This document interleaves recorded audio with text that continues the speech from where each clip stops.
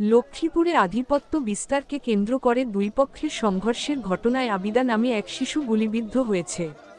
মঙ্গলবার রাত 7:30টার দিকে সদর উপজেলার বশিকপুর ইউনিয়নের কাশীপুর কাচারিবাড়ি এলাকায় এই ঘটনা ঘটে।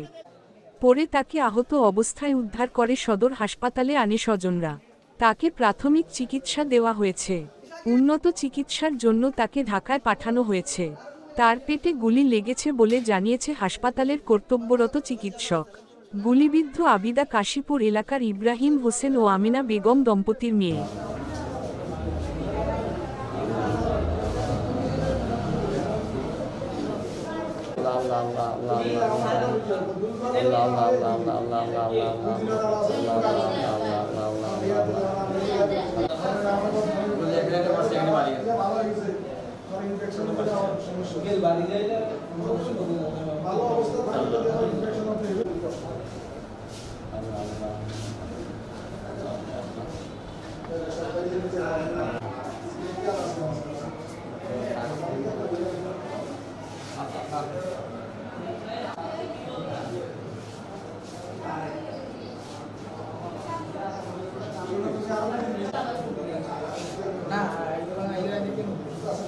পর্যায়ে খেলা করে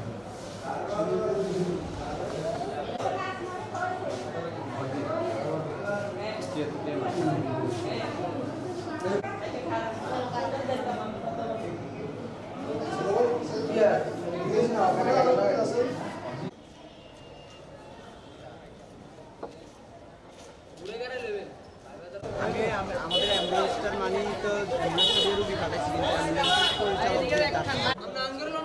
হ্যালো তো